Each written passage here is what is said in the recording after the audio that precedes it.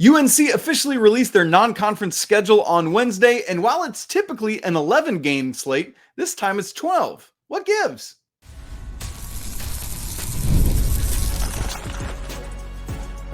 You are Locked On Tar Heels, your daily podcast on the UNC Tar Heels. Part of the Locked On Podcast Network, your team every day. Hey there, what's up? It's Thursday, July 25th, 2024. Welcome into the Locked On Tar Heels podcast, the only daily North Carolina show out there. I'm your host, Isaac Shea, joined today by our guy, Coach Bill Robinson, the head coach of the Milligan University Buffaloes and a 2-decade veteran of Carolina summer basketball camp. You're joining us at the place to get your Tar Heels content every single day, part of the Locked On Podcast Network. Thank you so much for making us your first listen or watch. And we want to send a special shout out to all the everydayers out there and all the members of the Locked On Tar Heels Discord. Welcome in. This episode is brought to you by our friends at Game Time. Download the app, create an account, and use code LOCKEDONCollege for $20 off your first purchase. Terms apply. Coming up on the show today, I want to give you a few nuggets. First off, I'm going to be out of town next week, but good news. I'm doing work on recording a bunch of stuff ahead of time. Monday through Thursday's show are already done. Coach Rob and I are going to be recording this weekend for next Friday's show, so you're not going to miss a second of content. I'll even be gone the first couple of days of the week after that. You're going to have something every day because I can't let you down, folks. So coming up tomorrow, we're going to have some recruiting news on the show that dropped on Wednesday. But the big thing we wanted to get to today is talking about the non-conference schedule, which dropped on Wednesday. Now, if you've been with us on the show, you know we've already talked about the non-con because I've already pieced it all together for you, and it was exactly as the official non-con schedule was revealed. Another great reason to make sure you're tuned in with us all the time. But Carolina officially released it on Wednesday, so Coach Rob and I are going to talk about it. Plus, at the last segment of the show, we've got a mailbag question that I thought would be great to address with Coach Rob about the potential of playing a 5-out style and what that means and what that looks like.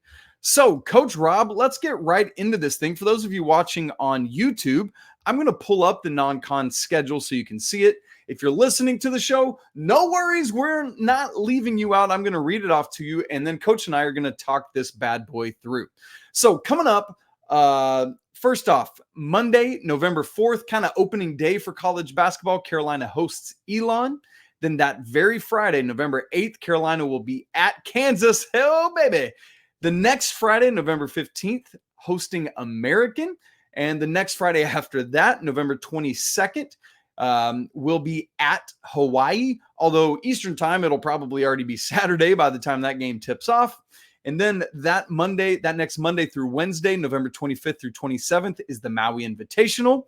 Coming up after that, a week later, back home for the ACC SEC Challenge on December 4th against Alabama. Good grief, we have to beat them. Then December 14th, hosting LaSalle. That's a 10-day layoff, but we'll talk about what might happen in that layoff.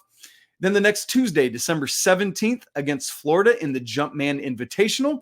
That next Saturday, December 21st, CBS Sports Classic up in New York at Madison Square Garden against UCLA. And then wrapping up the non-con just over a week later on December 29th against Campbell. Coach, that is a big mouthful. And the first thing that a lot of people will notice about this is typically we get an 11-game non-conference schedule. You're allowed 31 games in a regular season. The ACC has 20 conference games. That plus 11 non-con games is 31. So what gives here? Why 12, making it 32? Well, in the NCAA rulebook, and I'm even going to pull it up so you can see, I've highlighted it if you're watching. If you play a true road game, yes, I am that level of nerd and that level of dorky where I read the rulebook and highlight things. If you play a true road game at an NCAA school in Hawaii or Alaska, that game does not count against your 31-game max. So, Coach, the game on November 22nd at Hawaii is what allows for 32 games. So my first question to you about this non-conference schedule, which I'll pull back up now, do you like adding in that extra game? Or like, is it too much wear and tear on the student athletes? Or is it like, dude, it's another opportunity to play. We're going to play. Where were you at on that? Guys want to play. They came to college to play basketball. They came to play games. And the more experiences, the better on the court. Our JV program, we get to play about 15 games. The only complaint we've ever had is that we don't play enough games. Kids want to play. So from a player's perspective, I think it's great to get the extra game. You want to be able, even a recruiting pool, you want to be able to say, hey, we play the max amount of games. We even play an extra game because we're North Carolina. We figured out a way to get that extra game. So I love it. I love the fact that they get to play extra games. They want to be able to play the maximum amount of games. And Hubert's talked a lot about this. It's one more experience. It's one more opportunity for them to be able to get to know themselves better in the middle of the year, and also an opportunity for them to be able to get that one extra game. So I love it. I think it's great. Okay. Now let's stay out there in Hawaiian time, which funny enough is where I'm going to be next week. I'm going to Maui and I'm going to get to see the Lahaina Civic Center, which is where the Maui is going to be back played this year. I'm super excited about that. But this field is Auburn, Colorado, Dayton, Iowa State, Memphis, Michigan State, Carolina, and UConn. It's not as strong as last year's loaded field, but Coach, this is a very, very strong program. We're going to evaluate, or a very strong event. We're going to evaluate this once the bracket is revealed. So I don't want to dive into that today, Coach. But what I do want to talk about is the difficulty of getting to Hawaii and back, just in terms of like the toll it takes on your body. Coach, you've taken a team to Hawaii. Just could you give us a glimpse of just how hard it is to turn back around, start playing again? Yeah, it's rough, and the travel is bad enough, and just being on those long flights, those seats were not made for guys the size of Carolina's basketball team, and it's a really rough trip, and it doesn't matter if you can sleep or not. Most guys can't sleep on a plane like that or a flight that long, and it just makes it really hard with the time zone changes as well, to be able to adjust to what time of day it is, to be able to keep your sleep schedule the same. And then when you get off the plane and look at the beauty, you don't think about basketball. You're thinking about the waves and you're thinking about the sunshine. And we had our guys, we went to a restaurant one night. We went to a Cheesecake Factory, and the waitress invited the guys to go surfing the next day. She was going to teach them how to surf. So you end up with things maybe as a coach you can't even control because you're in such a beautiful place. And you have to almost fill the time with team activities to make sure that your guys are doing what you ask them to do. How much is it of like, I know it's a business trip, but how much do you want to allow the guys to experience the culture and different things that they might not get to do if they weren't in Hawaii? Yeah, this is the second time we took our team. The first time we went to the Big Island and didn't get a chance to spend a whole lot of time in Honolulu. But this past time, we wanted them to get to Pearl Harbor. We made it a big deal. We wanted our guys to appreciate the history, and especially what our military men and women did, and they're serving our country. And we got to go out on the boat and get to see, experience that whole thing. And we didn't spend all day there, but we wanted our guys to really get a feel for what it was all about. So there are some teaching moments that you want to be able to have. I want my guys in 30 years from now, when they're talking to their grandkids, to be able to say, I've been to Pearl Harbor. I saw and experienced the whole thing, and it just becomes more real. So there are things that you want to be able to experience outside of basketball, but at the same time, they've got to keep them focused early in the year to be able to win some big games. That's going to be a really tough tournament. And you think about it, at that point, there will only have been 2 home games, Coach, hosting Elon, hosting American. Other than that, you're at Kansas, at Hawaii, and then Maui. So, a lot of on-the-road experiences right out of the gate there. If you're thinking time-wise, folks, it is a 6-hour time difference from the Eastern time to Hawaii time. So if that game tips at 7 local, it'll be 1 a.m. on the East Coast. So go ahead and start taking a nap now.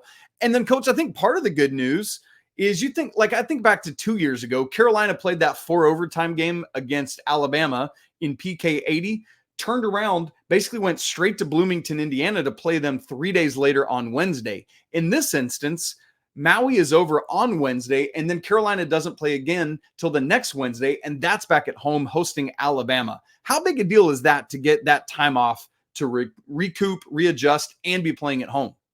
Yeah, I think it's more important to have rest on the way back. On the way there, you're not adjusting quite as much to the time change, but on the way back, it's huge. So to be able to get some time, allow their bodies to get back acclimated to the Eastern time zone, to be able to get some Thanksgiving food in somewhere, hopefully maybe at Coach Davis's house. But it does give you a little bit more time to recoup and get your legs back underneath you. So I love the way the schedule's been put together. It is very challenging. Only 2 home games early. I know there's another team just kind of across town that I don't think they played in a true away game first semester last year.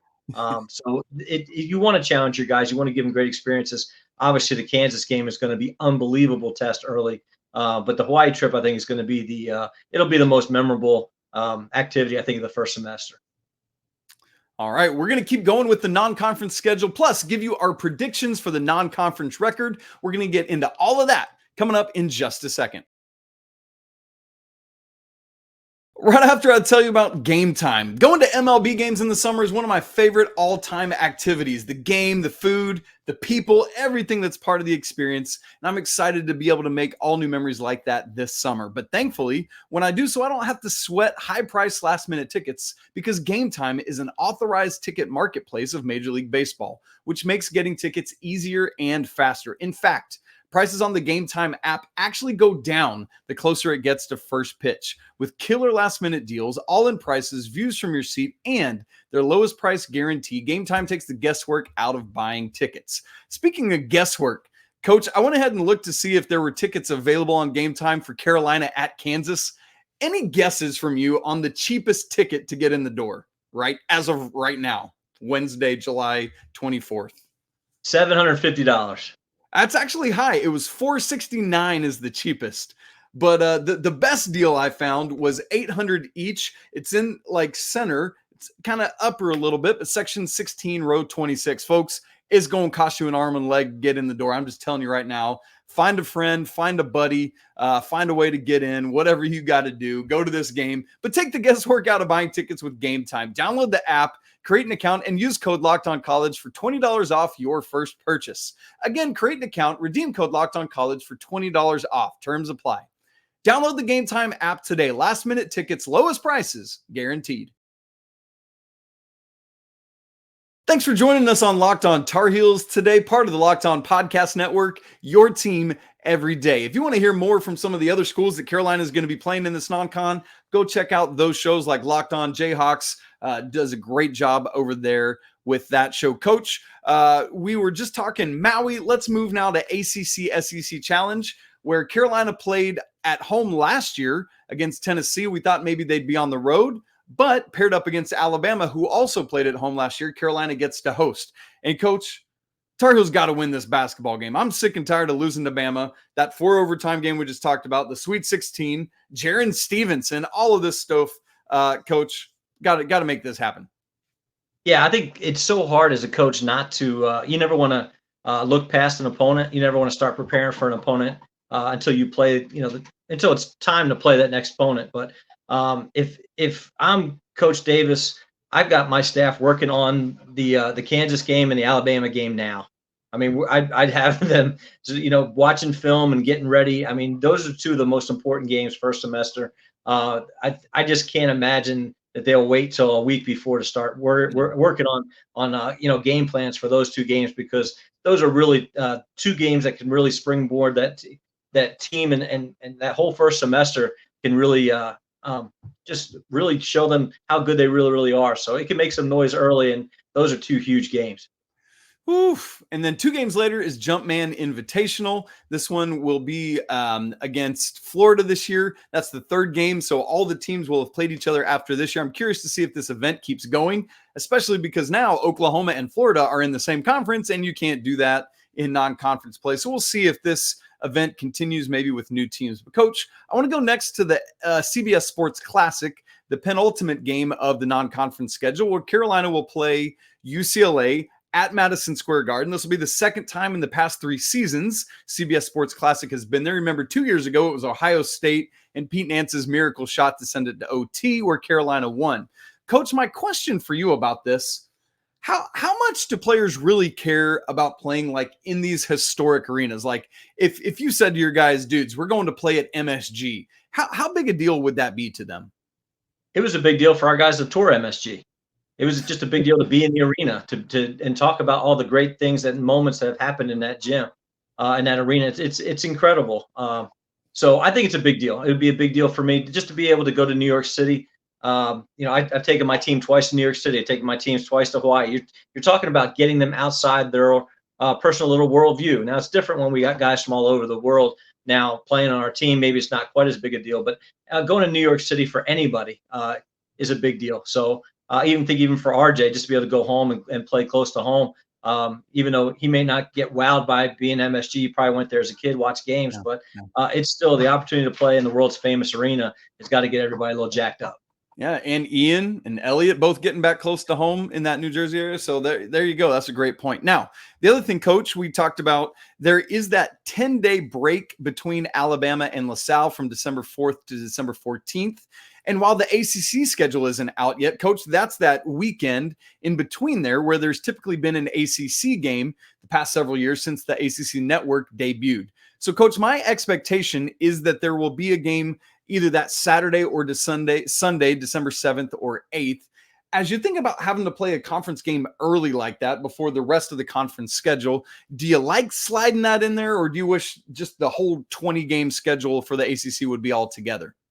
Yeah, me personally, I don't. I'd like to have it later. I like to have all my non-conference games done before my conference play starts. Not always possible, and very rarely is that possible. But I personally like to get all those games. We can evaluate the team. We can have a better idea. And knowing that every game matters, for us probably more so than Carolina, we get 2 teams to go to the national tournament. We don't get at-large bids. So you have to win the league or you have to win the conference tournament. So it's probably a little bit bigger deal for us that every game counts. Yeah. But to me, typically, I like to get that non-conference stuff done, be able to reevaluate my team, and then really head into conference play focused. Coach, one more question before we get to making our predictions on the record in this non-conference schedule. I'm curious if you like what I'll say is the makeup and difficulty of it. For example, yesterday on Locked On College Basketball, I looked at another Power Conference school's non-conference schedule, and there were 2 things that stood out to me as drastically different from this UNC non-conference schedule. This team also is playing in Maui, so that kind of narrows it down. However, here's what's different about theirs. Number 1, outside of Maui, they don't play any other Power Conference schools on their schedule. And defining that as ACC, Big 12, Big 10, Big East, and SEC, by the way. 8 of their other non-con games outside of Maui, 7 of those teams finished outside the top 100 at KenPom last year. So there's that side of it, Coach. And then secondly, the other thing that's different from Carolina's schedule is outside of Maui, that team never leaves their home arena for their other 8 games. No neutral sites, no true road games. Carolina, meanwhile, 2 true road games, 5 neutral site games, and 5 home games. Do you like both the difficulty and makeup of this schedule? If you want a national championship run, these are the type of schedules you have to come up with. And I really believe that. I believe you have to play the best in the toughest circumstances. So there's nothing better in my mind for this Carolina team than to have to go to Fog Allen and play in that game. There's no better thing for them to have to play at MSG or in a situation like the Maui. It just prepares you different. It makes you tougher. I think Hubert wants to see how competitive his guys are. Will they fight? Are they willing to get down and have to dig out of holes? And are they able to do that and build some of those camaraderie within the team that you can't do in practice? You can't simulate it, in a gym on a Saturday afternoon. It's got to be against the toughest guys in the toughest conditions to become the toughest team out there. And I feel like we're seeing more and more of this now, of teams scheduling these home and homes at like true campus games rather than always at neutral sites like this Kansas home and home. Really appreciating to see teams doing that. And so love your insight there on the schedule, Coach. And I think it will be great. I guess I said the last question before schedule predictions. I've actually got one other based on what you were just talking about. Is it worth it to you to take a couple lumps in non-con with that tougher schedule to prepare you for ACC play, ACC tournament play, and NCAA tournament play? For example, hardly anybody goes to Kansas and wins at Fog Allen Fieldhouse. There is a high likelihood, let's just recognize it now, that the Tar Heels are not going to win that basketball game. In your opinion, is that worth it? Absolutely. And Hubert's not expecting to go undefeated. He understands that there are games and situations you have to go through where you have to learn more about yourselves. They will learn more about going in and losing, against Kansas at Kansas than playing, a non-Power 5 team that they win by 30 at home, and it just doesn't matter as much. They're going to be better by challenging themselves at Kansas. And then there's the side of it too, of just the analytics of it, is that's all going to help in your net ranking. It's going to help in the eyes of committee that you've challenged yourself with all that. So that's all part of it too. So love all that side of it. All right, Coach, there's 12 games in this non-conference schedule. I'd like us to each make a record prediction. If it's all the same to you, I think with the 4 bye games hosting Elon, American, LaSalle, and Campbell, are you okay with calling that 4-0? Yep, no doubt. Outside of that, there's the game at Kansas, which obviously we're not saying it's a guarantee that Carolina will lose. That one to me is a probable loss. What do you think? Yeah, it's going to take an extraordinary effort on their behalf. It's going to take a really good night. I, without a doubt, believe they can win that game. But the chances are in that atmosphere with a young team, I think if that game's in February, it's a game they have a better chance of winning because they've got young guys that are going to have, especially the freshmen, they're going to play. And if by the time January, February comes around, we always think about them being more like sophomores anyway. I think it's early. I think it's probably a game they really have to play well to win. That's a great point, that where it falls in the schedule has a lot to do with that. This game at Hawaii before Maui. Hawaii has not been great. I know it's a true road game, but look, Justin McCoy ain't walking out on that court, Coach Rob. I'm pretty comfortable saying that Carolina takes that game at Hawaii. I see you nodding your head, so we'll just move along. We do not yet have the Maui Invitational bracket yet. However, again, Auburn, Colorado, who is way down this year. Dayton probably won't be as good, but Iowa State's going to be very good. Memphis should be good, solid. Michigan State, of course, is going to be competitive.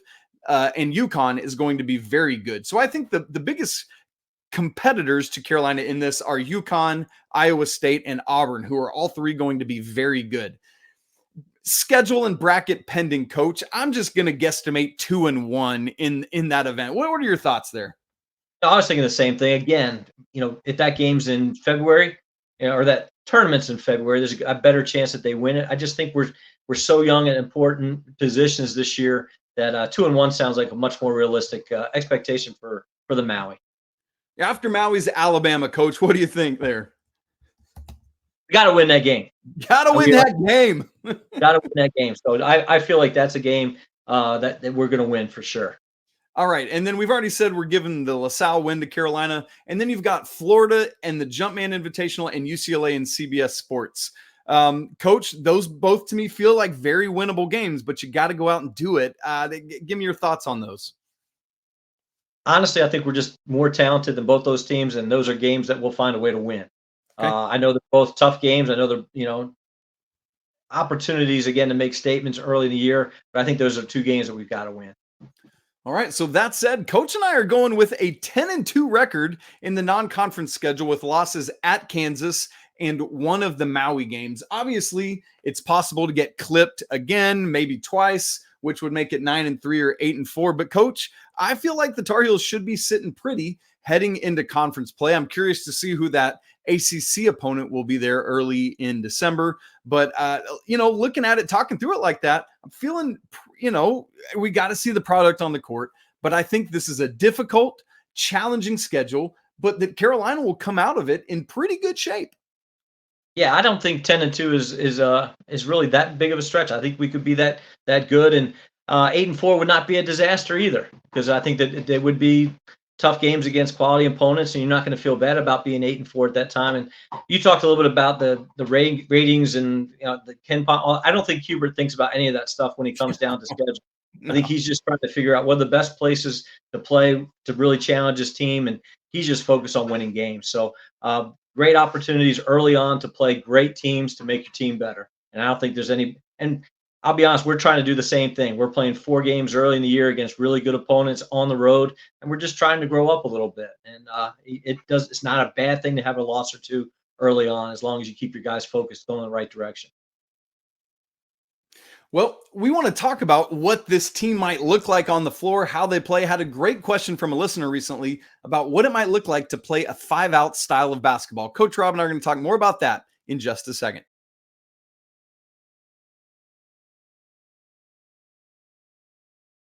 There is a high likelihood that Carolina might play a little bit differently on offense. There have been a lot of hints in that direction. The personnel seems to point in that direction with Big Juice notwithstanding, we should say, if Carolina is able to land him.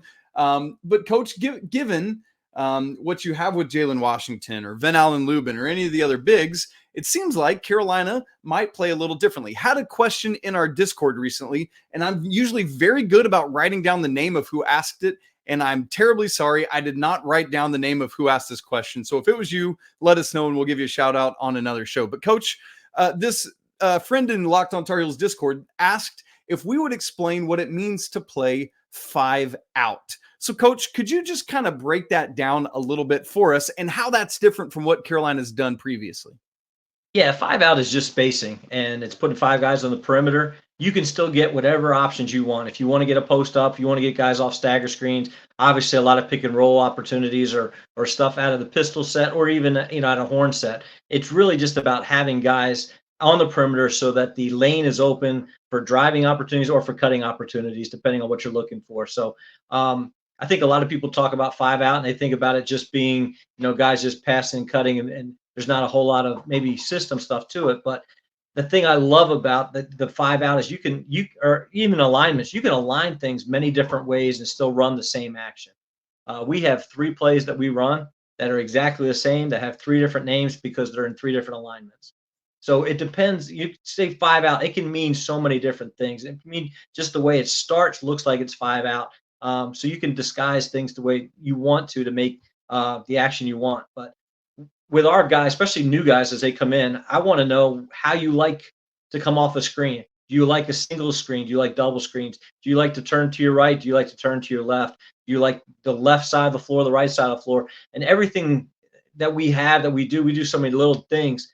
I want my guys to feel comfortable exactly what they are. So I think that's part of it too, is finding out where the new guys like to catch the ball, where are they most comfortable, where do they want to attack, how do they want to receive the ball. And these are all things that you got to really know your team, to know your guys. These are the type of conversations that you have to have. And this is the time to do that. This is when all those summertime activities, this is when you really dig into what your guys want more than this is my system. Do you fit into what I'm doing? And that's what Hubert's doing right now. Coach, I mean, and we saw this during those camp scrimmage games that we were all able to watch on YouTube, is that it's like the lane was a barren wasteland with nobody in there. And so, I mean, I think we're seeing the guys kind of gravitate towards that. Do you think, and I'm curious, like what kind of lineup for the Tar Heels personnel wise would you like to see out there in a 5 out system? And do you think this is a team that would benefit from playing that style of basketball? Yeah, the Carolina coaches hate those games on YouTube, by the way, because that means Duke and NC State and Kansas are all watching them too. So let's be honest, they're not doing a whole lot in those games that you're going to see during the regular season because they're not going to show anything during the summer. But I think the lineups that everybody's talking about, obviously, is having Elliot, RJ, Ian, Cade, maybe Cade, maybe Drake, depending on which way you want to go. And then having Jay Wash at the 5, but that's the lineup that we've all been talking about. I could see Cade coming off the bench. I could see Cade starting, depending on again how they're going to play in these couple months before the season starts. But with that type of lineup, it gives you a lot of flexibility to spread the floor, to allow driving lanes. Ian's going to be hard to stay in front of. RJ can stay in front of, and Elliot's got that burst, so they can get to the lane anytime you want. You don't want to have a big 7-footer standing in there anyway. So I love that lineup. I love the ability to be able to play faster. I still think it's going to be the defense is really going to dictate how fast they play. Yeah. Let me ask you this, Coach, and I didn't prep you for this, so I'm putting you on the spot here. So if you can't come up with anything, A-okay. But as you think around the country to at the D1 level, are there schools that folks, if they want to see more of this, that are a good example of a team that typically plays kind of a more 5 out style? It's Kentucky. Kyle Perry now going obviously to Arkansas. He does a lot of stuff out where again, a lot of it's freedom stuff to be able to create gaps, to create opportunities where the guys can just play. I think that's where you're going to see it more and more, where you just have that the concept of instead of running sets is becoming more and more popular. And that's where I think the Heels are going that direction too. I think you'll see them stop calling more plays and running more concepts and just giving the guys opportunities to go make plays with, out I think a lot of it has to do with the chemistry with those guys too, but just letting them go play and make plays. Yeah. What about, I was thinking about Alabama as well. Would you say what Nate Oates has been doing there is kind of that style? Yeah, and it's the athletes that they get and the abilities that you have bigs that can shoot the pick and pop or even the slipping screens. I think that's going to be more and more maybe something that you'll see with this team with Carolina too, is the opportunity for those guys to be able to slip the ball screens or the pick and pops are great, but when you just slip it all together, it just makes it really hard to guard and trying to figure out where the ball's going. It's going to be really interesting to see the new concepts that come in, because I think we're going to see a lot of different stuff. I think you'll see less of the Carolina secondary stuff and see more of the open concepts. Well, as we start to see what those concepts are, Coach, you're going to have to break it down on the show so that we're all able to keep up with that and what we're seeing. I think that we might even see kind of some new levels from RJ Davis of capability. I think this is going to benefit Elliot in a big way as he takes a sophomore leap. Very excited to see that. Obviously, as you alluded to, Ian's athleticism, I think, is just going to go bonkers in this kind of system. Can't wait to see it. Coach, anything else on this before we get out of here?